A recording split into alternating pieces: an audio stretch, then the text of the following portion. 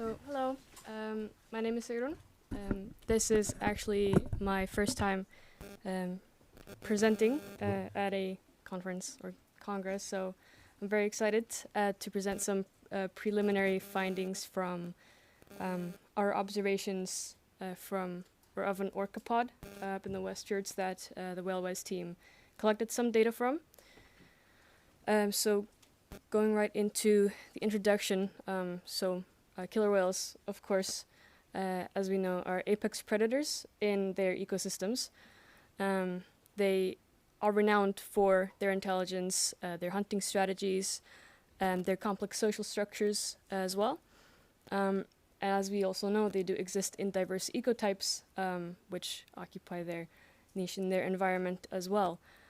So in Iceland specifically, it has been assumed that these killer whales around the country are mostly herring specialists, which will follow the herring migration routes and engage in a behavior or a hunting strategy called carousel feeding, where they corral the fish into a tight ball and then use their flukes to slap the fish and stun it.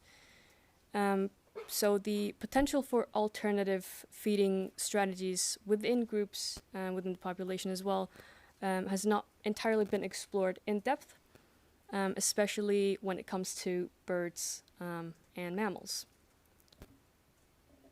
So for this study, we focus on one group that we observed in the West Fjords, which we recognize as the IS 465's group. This group is comprised of 6 individuals. That is a group or small social unit that split off from a larger pod sometime before or around 2021. So this group is made up of the matriarch herself, IS 465, or the one with the very distinct notch in her dorsal fin, her offspring, as well as her grand offspring, and then additionally a male killer whale known as IS 560, which has been traveling with this group since around 2020. Notably, this male has not been observed traveling with this group prior to that time, and on almost or pretty much all observations that we got of this group in the West Fjords, the male was always present. So, over the course of several months, we gathered evidence that suggests that this group specifically not only hunt differently than the kind of the stereotypical, or I guess the previously assumed hunting strategies of Icelandic killer whales are, but they also may engage in teaching-like behavior. So they do challenge this dominant narrative of Icelandic orca with their behavior, which was sometimes very interesting to watch and look through the data of. So one thing that this group is quite known for with us is that they always hunt extremely close to shore. So we observed some predation behavior, and their prey mostly is common eider, which is a large species of sea duck, and then harbor seals as well. During these hunts, we observed notable role differentiation. So the juveniles would actively participate in the eider hunts with the chases involving grabbing, launching, releasing, and slapping the prey. Whereas the adults played a key role in seal hunting. So they would usually take the lead there, whereas the juveniles would kind of stay close to the adults, but were not actively partaking in the injuring and the killing of the seal. And in this video, we can see the pod chasing and hunting a seal. So this group is one fascinating detail, is that the whales often seem to play with the eider ducks, and this is something we observed on, I believe, every single encounter that we had with this group. they would repeatedly capture and release the ducks without consuming them. So this, of course, raised a key question for us, which was, could this be a form of teaching or kind of a skill development for the juveniles? And kind of an overview on this study. As I mentioned earlier, this is all very much preliminary and in the early stages of development, but these are the findings that we do have from this, that we also got a bit of guidance from Philippa Samara at the Icelandic Orca Project, who helped us with identification and confirming IDs, which was very much appreciated. So our focus area was, of course, the West Fjords of Iceland, and it was mostly around the Húnaflói area, where this group has been frequently sighted. So with these observations, we, of course, combined photo identification to confirm individuals in these encounters. And then we also gathered quite a lot of community sighting data, spanning almost or over 2 decades. We also used drones, DSLR mobile footage to conduct behavioral follows. So we would follow the whales for an extended amount of hours each day we saw them. And then we would gather all of the kind of the material and footage we had, go through it, and see what we had. And this established 2 key questions for us with this group. So, does this group exhibit unique hunting specialization, and is there evidence of teaching or training behavior within the group? So for question 1, we conducted this big internet search. We basically used a lot of keywords and went through many different sites like YouTube, Instagram, Facebook, Happy Whale, and iNaturalist, and even the Icelandic newspaper archive as well. These keywords included terms like orca, killer whale, háhyrningur, which is orca in Icelandic, and then also combined with the word West Fjords, or the Icelandic Vestfirðir. So we also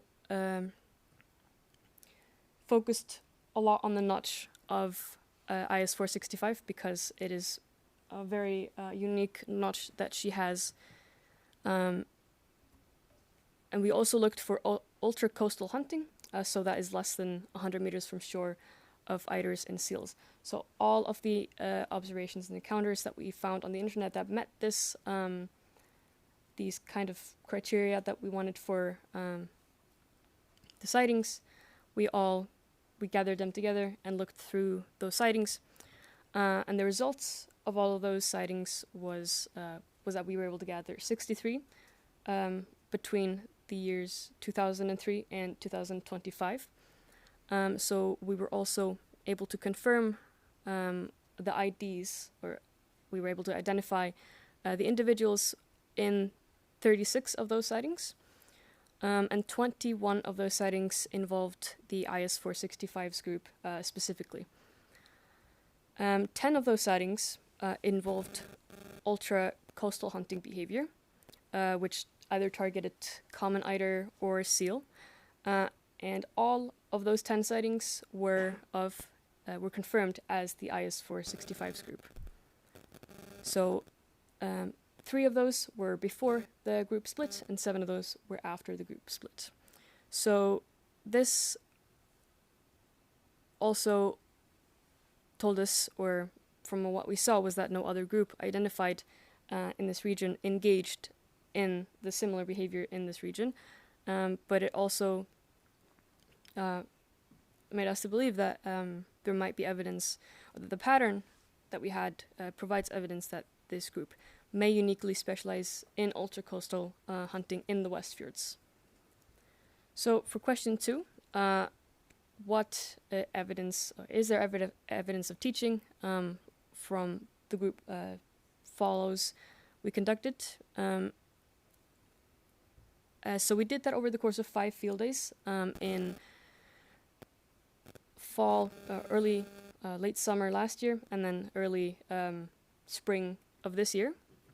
So that's 2 last year, 3 in 2025. And so these behavioral follows were always conducted close along the coast of Húnaflói. And these sessions yielded a lot of visual documentation as we had our drone out, and we're pretty much capturing footage of them every move they went.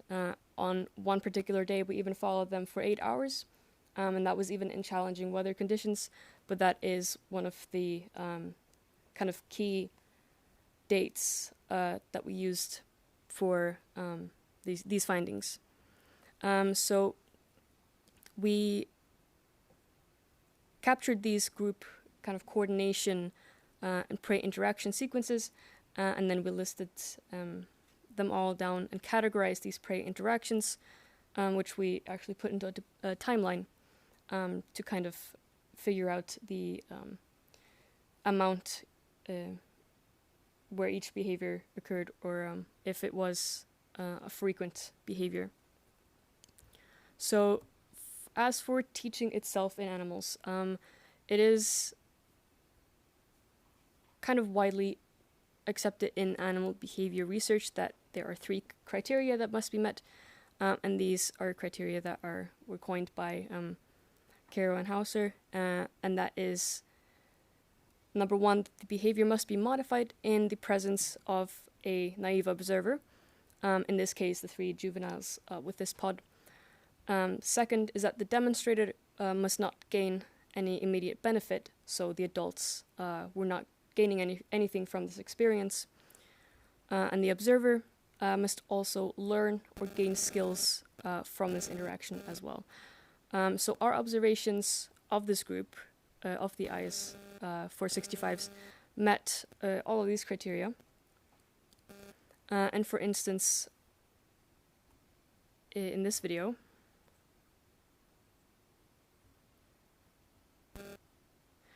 we had an adult, which you can see there is not the matriarch, but it is the 2nd oldest female in this pod, where she grabbed an eider. And you can see in a little bit that right now she's chasing the eider, and then she has it in her mouth. And then she brings it, or now she grabs the eider.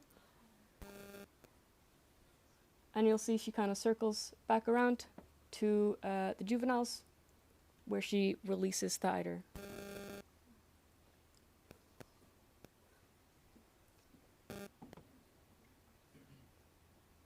And this is from an observation day from September. So most of the footage we got of the whales would usually always include something like this that we could see. So this could have probably been sped up a little bit, but there we can see the juveniles. And she has the eider and releases it, and then the juveniles will chase, and the adult just goes and does whatever. And like I said, we observed this on many, many, many occasions.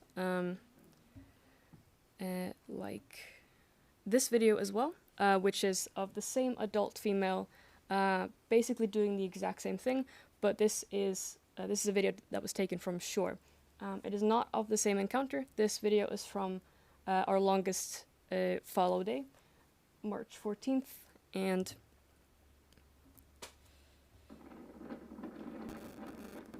as you can see, she grabs the duck.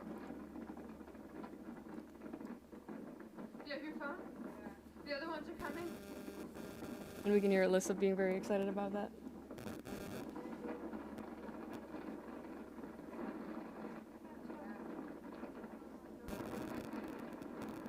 So she lets the duck kind of think it's going to escape, and then the juveniles come in and strike the duck. So for the timeline, like I said, we categorized each behavior to pretty much sum up or summarize how often and when each behavior occurred. So we had eider eat, eider hunt, eider play, eider teach, and then seal eat. So that an eider eat would obviously be when an orca would kill and then consume the eider. Hunt is just generally chasing, lunging, grabbing. Playing is some form of tossing around, kind of playing with it, keeping it in their mouths and letting go, and switching it back and forth.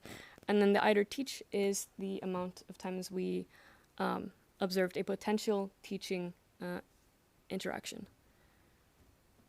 So we observed 3 of those over this follow day.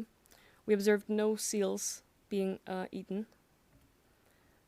We had quite a bit of play interactions. A lot of hunts that involved the eider ducks. And we had 0 interactions where they would actually consume the duck.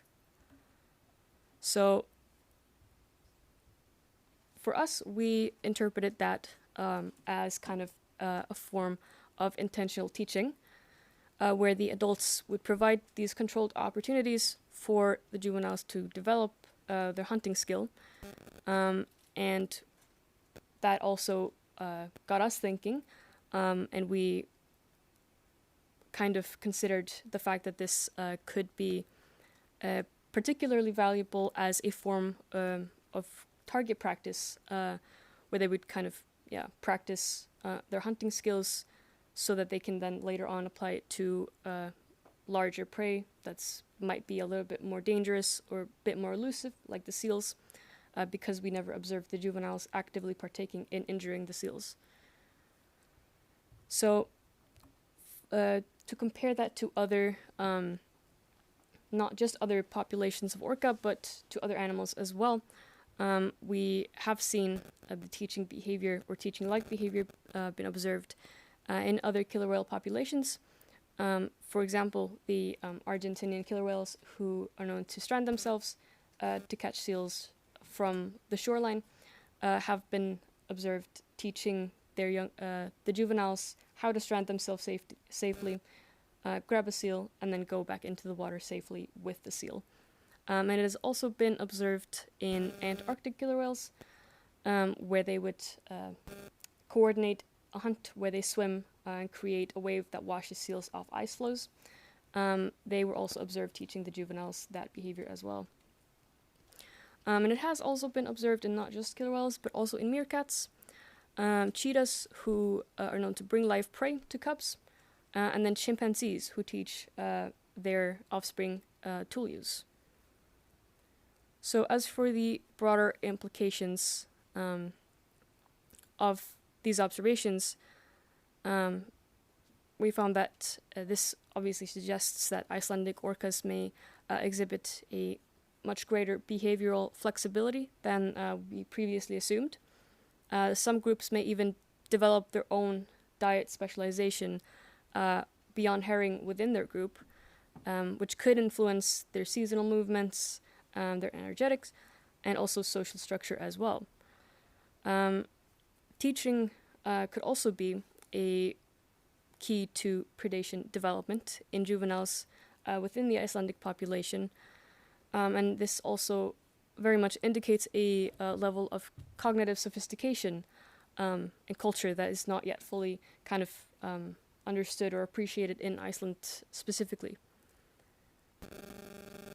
So, in conclusion, what we observed and documented was repeated deliberate behavior in which the adults would modify their hunting efforts to accommodate and involve the juveniles when it came to eider ducks.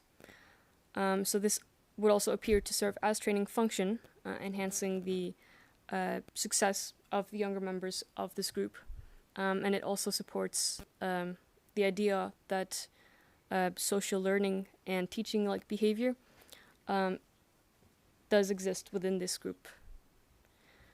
So when we take all of that into consideration and we are thinking about the conservation and the future directions that we could take, knowing all of this is, of course, the next steps, which is continued tracking and monitoring of specifically group behavior within the Icelandic killer whale population. So instead of looking just at the population as a whole, we kind of dive a little bit deeper into the social units, the pods, and the groups specifically. Also, comparative studies could be done with other Icelandic killer whale groups to see how they compare to this group specifically, and also to explore the dietary links between dietary shifts and teaching. So, for also broadening the understanding of Icelandic killer whale culture, it is, in my opinion, quite important as compared to other populations, Icelandic killer whales are far less studied, far less understood, especially as new ecotypes are being kind of considered, or possibly being considered as their own subspecies, to kind of look into Icelandic killer whales and if and then how they would kind of fit within their own ecotype or population distinction. So these insights for us also have a high conservation relevance. So because we know this group has different prey preferences and different feeding strategies, it is also easy to assume, or safe to assume, that they have different ecological pressures than maybe their herring specialist counterparts. And with this could come increased pressure from fisheries, human risk, and interactions to pollution loads. So it is very important for us to kind of understand these nuances, which would help us better protect culturally distinct groups and also populations as a whole. So thank you for listening to that, and welcome any questions you may have.